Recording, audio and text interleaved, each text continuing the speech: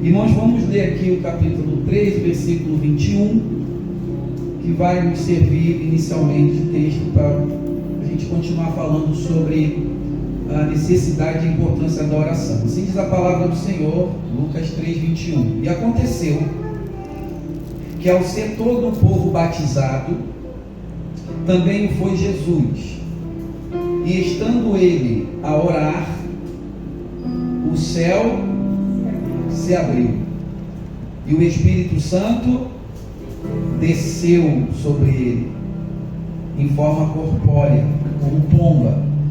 E ouviu-se uma voz do céu: Tu és o meu filho amado, em ti me comprazo, diz a palavra do Senhor.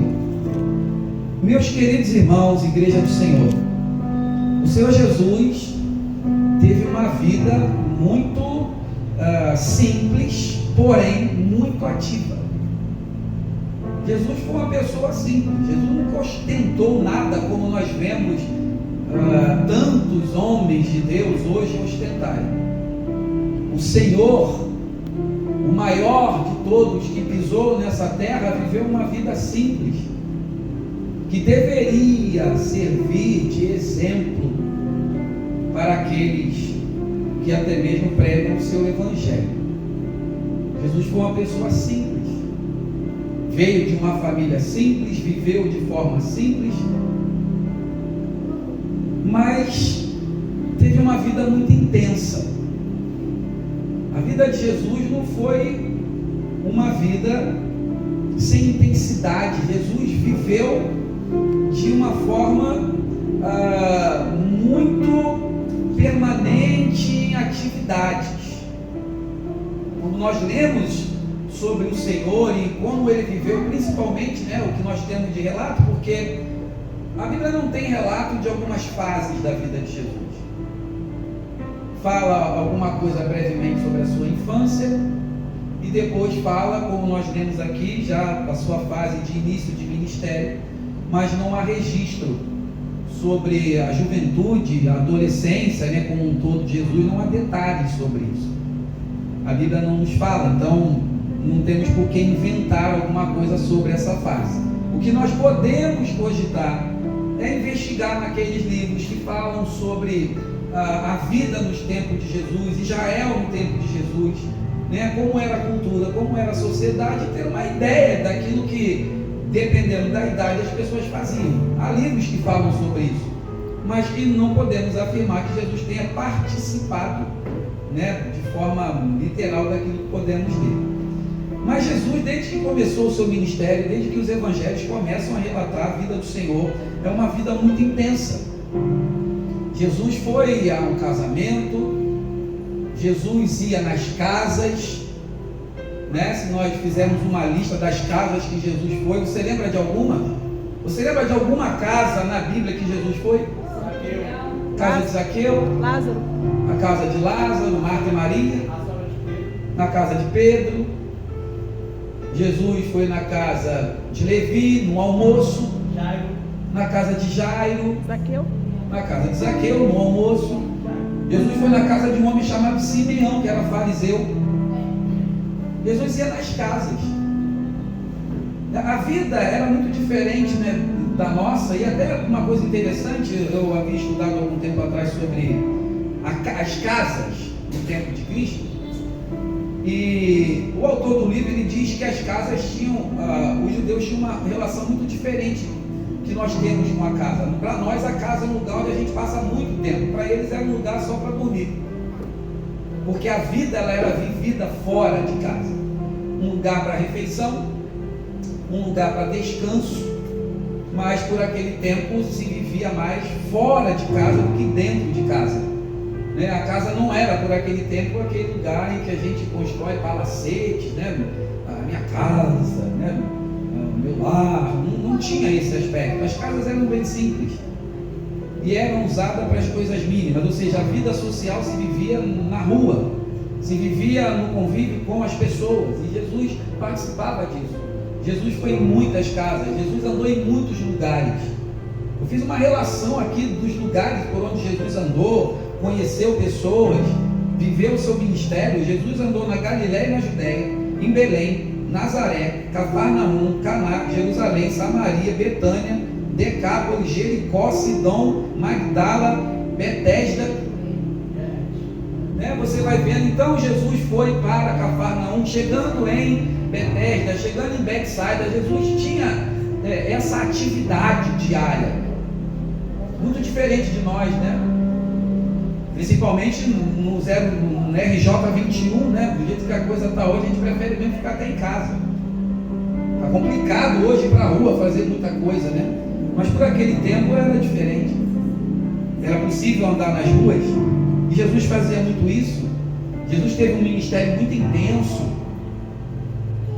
Nós podemos ler nas Escrituras que Jesus ensinou a muita gente, curou muita gente, Jesus discipulou, Jesus pregou, Jesus ressuscitou pessoas, pastoreou ovelhas no templo. Jesus pregou no templo, pregou na sinagoga. Jesus ia ao monte ensinar, no jardim, como quem ia buscar sossego para orar. Jesus pregou no barco, ensinou na praia. Era uma vida muito intensa. Todo dia tinha algo para fazer. Você não vai ler aqui nas Escrituras, Jesus estava em casa.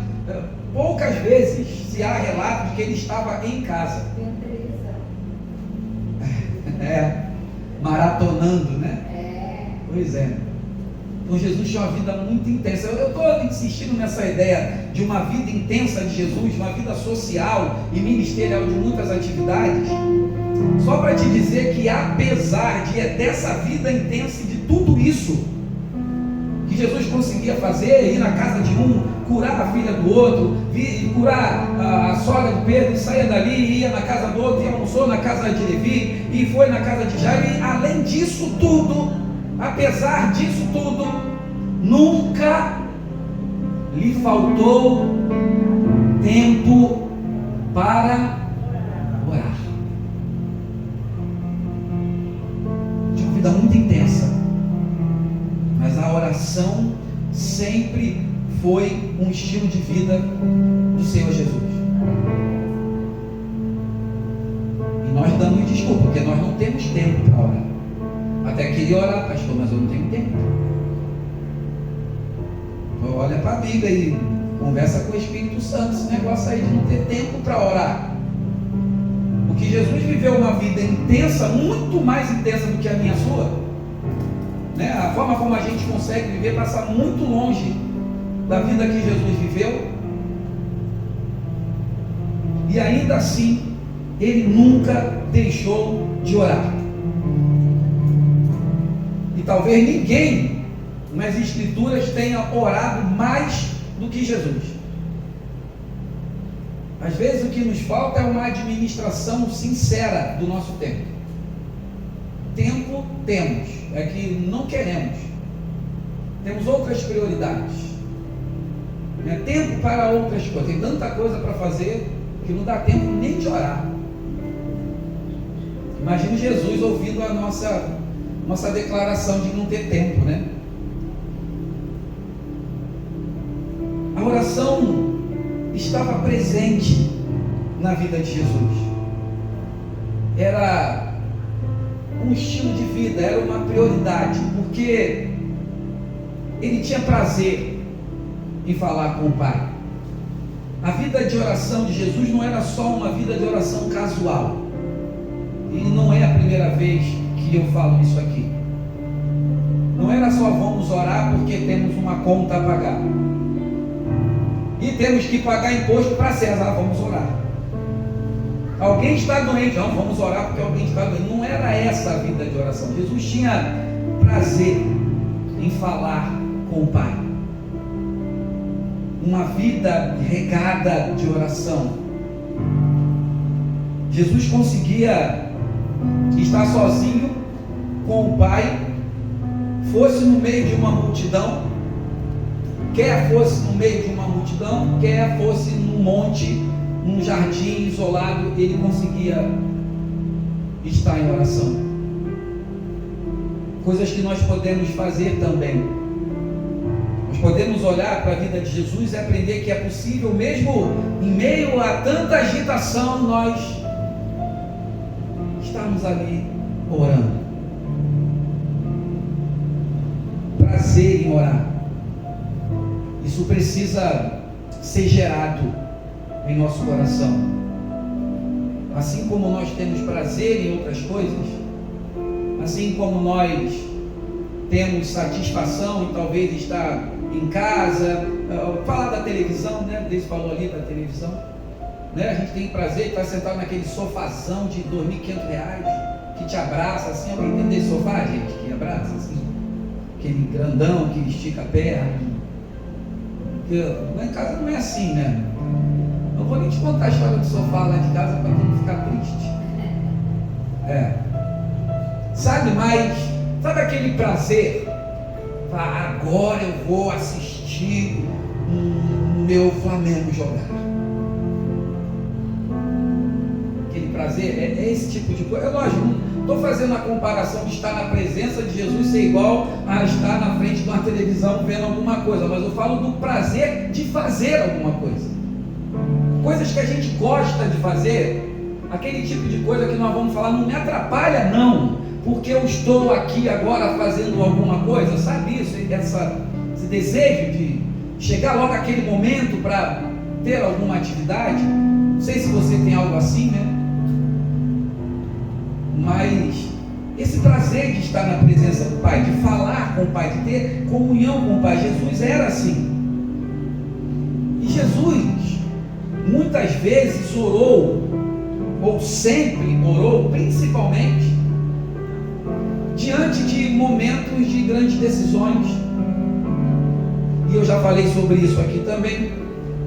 Diante de grandes acontecimentos. Sabe aqueles momentos que exigem decisões que terão efeito em muitas pessoas? Decisões que nós temos que tomar, que vai espirrar ou ter efeito na nossa família, nos nossos filhos, na igreja. São momentos que não podemos tomar qualquer tipo de decisão. E eu ontem ia fazer isso, eu estava tão chateado, irmão. Eu liguei para a Georgina, desabafei com ela, briguei com ela. Sabe? E aí eu falei para a missionária: para, cancela esse negócio de quentinha, não fazer mais nada não. Não faz mais nada. Mas eu estava com o coração, como diz minha esposa, coração peludo. Porque você, irmão, tem coisa que é muito complicada. É você entender que seria fácil resolver um problema que está difícil de resolver, quando na verdade deveria ser mais fácil. Mas eu voltei atrás na minha decisão pelo simples fato de não ter orado a Deus para decidir cancelar o que nós vamos fazer. E aí eu poderia tomar uma atitude, né, num momento de raiva. E hoje está aqui pregando para você que quando você vai tomar uma decisão importante, você tem que orar. Ok. Aí o Espírito Santo fala para mim: tu orou ontem para tomar a decisão que você tomou? Então como é que eu vou subir aqui para falar para você que é para você orar diante de acontecimentos importantes e decisões importantes se eu mesmo fiz isso? Isso tem um nome. Quando a gente prega e fala às pessoas para fazerem coisas que nós não fazemos, Jesus chamou isso de hipocrisia, não é? E aí, como a gente procura viver o que a gente prega, e eu freiei o negócio, falei: não posso fazer isso, eu estou com raiva, estou chateado. Aí voltei lá de novo, falei: não cancela nada não, deixa eu fazer, vamos vender, vamos ver o que vai acontecer. Então existem decisões importantes e momentos importantes em que a nossa vida precisa ser conduzida pela oração. E esse momento que nós lemos aqui, Jesus está orando no início do ministério, é um momento importante. As coisas estão começando aqui, né? Jesus ainda não havia iniciado o seu ministério, e quando ele é então batizado, e os outros evangelhos dirão que, e aqui também, que ele é levado para ser tentado, então as coisas começam a acontecer ali. E no início do ministério, Jesus ora. E eu já falei sobre isso aqui também, que quando você ora, as 3 coisas maravilhosas acontecem. E essas 3 coisas estão aqui nesse texto que nós lemos. A minha ideia não é nem explorar isso aqui hoje, mas é uma coisa que quando você lê, você fica assim, maravilhado. Porque nós lemos que quando Jesus foi batizado, estando ele, vem no versículo 21, estando ele a orar, presente, ele está orando. E estando ele a orar, igreja, o que aconteceu? Lê aí o que aconteceu. O céu se abriu. Quando você ora, o céu se abre. Essa experiência de oração. O que mais aconteceu enquanto ele orava? O Espírito Santo desceu. Ou nós podemos dizer, o Espírito Santo se manifestou. Então, quando você ora, os céus se abrem e o Espírito Santo se manifesta na tua vida. E qual foi o terceiro evento? Enquanto ele orava, ouviu-se Deus falar. Então, isso significa que quando nós oramos, os céus se abrem, o Espírito se manifesta e nós ouvimos Deus falar. Olha que privilégio nós temos de uma vida de oração. Jesus ora então, ele orou quando o seu ministério começou. Depois vai haver um outro momento muito importante na vida e no ministério de Jesus, que é o momento em que ele vai escolher entre todos os seus seguidores, ele tinha que escolher os discípulos. E como você acha que Jesus fez para escolher os 12 entre todos os discípulos? Quando ele teve que fazer uma escolha importante, o que ele foi fazer antes? Ele foi orar. E se o Senhor, o Filho de Deus, Deus encarnado, orou para fazer escolhas, ai de mim, e ou você fazer escolhas sem antes ter tido o trabalho de orar. Porque ele podia ter escolhido, mas ele entendeu que era necessário passar, e a Bíblia diz que ele passou a noite em oração. Vamos ler no capítulo 6, no mesmo livro de Lucas. Se eu não errei, é o versículo 12. Versículo 12, acertei, Jesus. Ouvi glória. Capítulo 6, versículo 12. Naqueles dias, retirou-se para o monte, a fim de que, igreja? Para orar. E passou 10 minutos orando. 10 minutos? Não, meia hora. Não, ele passou 1 hora orando antes de escolher o discípulo que... Tá, ele passou o que está escrito aí na tua Bíblia?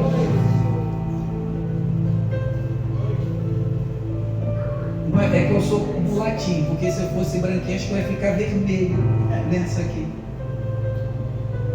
Jesus passou a noite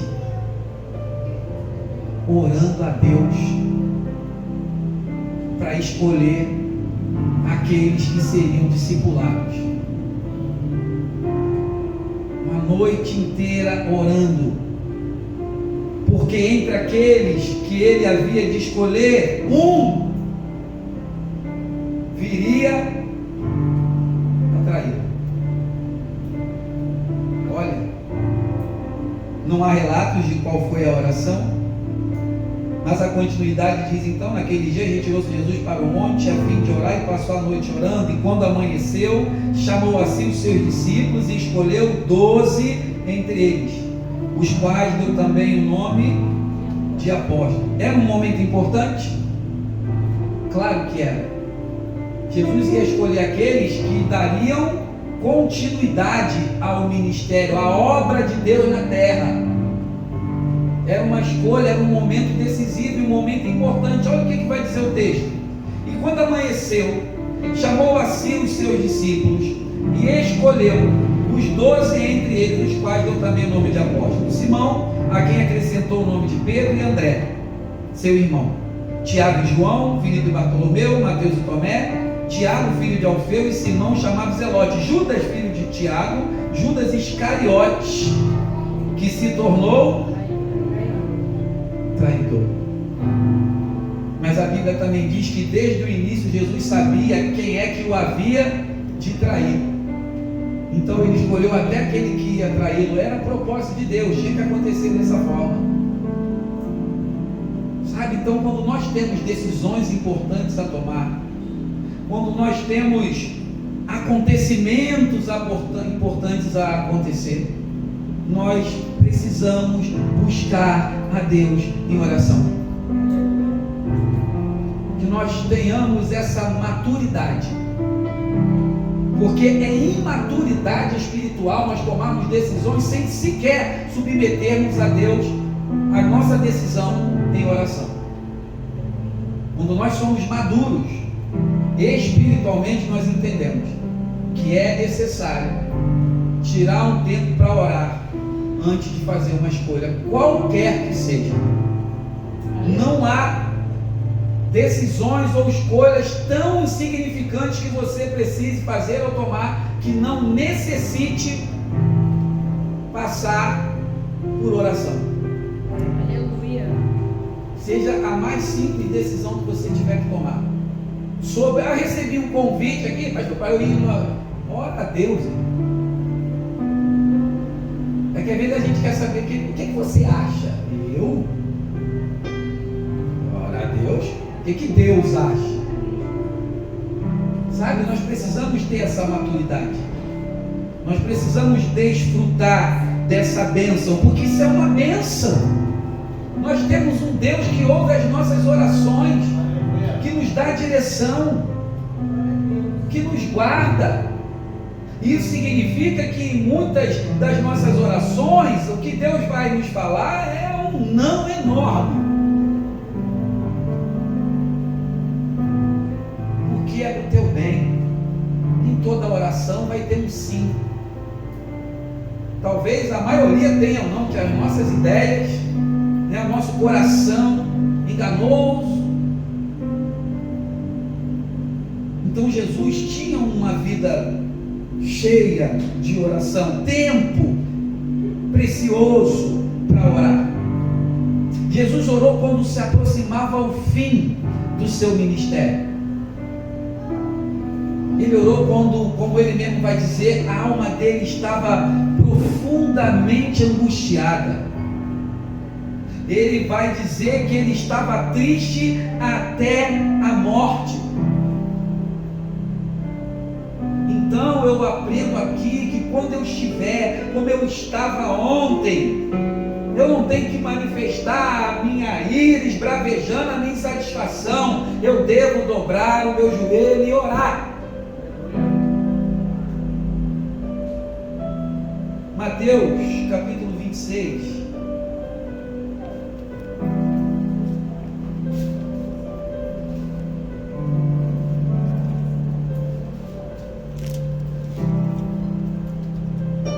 Versículo 36.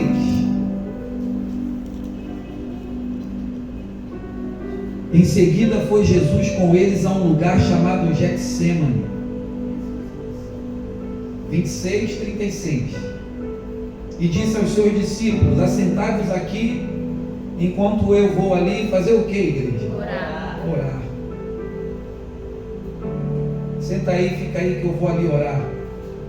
E levando consigo a Pedro e aos 2 filhos de Zebedeu, começou a entristecer-se e a angustiar-se. Então lhes disse: a minha alma está profundamente triste até a morte, ficai aqui e vigiai comigo. Adiantando-se um pouco, prostou-se sobre o seu rosto e fez o quê? Orando. Então ele orou. Ele estava triste, angustiado até a morte, e ele foi fazer o quê? Foi orar.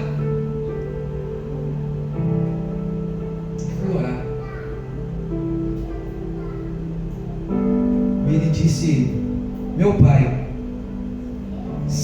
possível, passe de mim este cálice. Ele orou quando estava com o coração entristecido. Ele orou quando teria que beber do cálice da ira de Deus. Ele orou para que fosse feita a vontade de Deus. Lê o versículo 42. Aliás, vamos continuar a leitura aqui no 39, né? Adiantando-se um pouco, prostrou-se sobre o seu rosto, orando e dizendo: meu Pai, se possível, passe de mim esse cálice, todavia não seja como eu quero, e sim como tu queres. E voltando aos discípulos, achou-os orando. Está escrito aí orando? O discípulo está fazendo o quê? Dormindo. E disse a Pedro: então nem uma hora pudeste vós vigiar comigo? Vigiai e orai para que não entreis em tentação. O espírito na verdade está pronto, mas a carne é fraca. Tornando a retirar-se, orou de novo, dizendo: meu Pai, se não é possível passar de mim este cálice sem que eu beba, faça-se a tua vontade.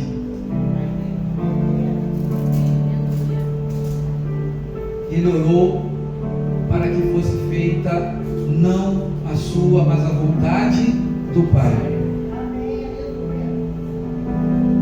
Era um ministério que estava chegando ao fim, era a consumação que estava se aproximando, era o cálice da ira de Deus, da qual ele teria que beber.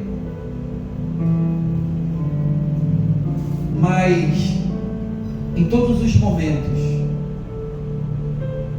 nós vamos olhar para o nosso Senhor e vamos aprender com Ele a importância e a necessidade de uma vida de oração. Então, quando nós tivermos que tomar decisões, quando nós estivermos diante de momentos que são individualmente ou coletivamente significativos e importantes, que nós possamos, acima de tudo, continuar colocando diante de Deus em oração. Porque quando nós oramos, indiretamente nós estamos dizendo que nós confiamos no Senhor, que nós temos prazer na comunhão com Ele, que nós dependemos dEle. A oração também tem esses significados: prazer em falar com Deus, confiança de que o Senhor tem o melhor para nós, que nós tenhamos coragem de orar como Jesus orou, porque às vezes nós somos frouxos e nós não queremos que Deus faça a vontade dele. Na verdade, se nós pudéssemos orar: Senhor, seja feita a minha vontade. Mas a oração de um servo, de uma serva corajosa, sabe qual é? Senhor, seja conforme a tua vontade, seja como tu queres, seja segundo o teu propósito, não segundo a minha vontade, não segundo eu quero, não segundo os meus planos, mas segundo os teus planos. Que nós tenhamos essa coragem. Como você tem lidado com momentos decisivos na tua vida até aqui? Como você tem lidado com momentos de extrema importância na sua vida até aqui? Então, a partir de hoje, comece com oração. Abra o teu coração para Deus. Expõe até o teu plano, a tua intenção e o teu objetivo para Deus. Mas tenha coragem para no final de tudo falar: Senhor, no entanto, não seja como eu quero, mas como tu queres. Amém? Recebe essa palavra aí no teu coração. Que você tenha prazer na oração, que você coloque todos os teus planos diante de Deus, mas mas que você esteja disposto a fazer aquilo que Ele tem por propósito para a sua vida. E assim o nome dele seja exaltado e glorificado, e você viva de fato para a honra e para a glória do Senhor Jesus. Para a honra e para a glória de Deus. Amém? Vamos ficar de pé.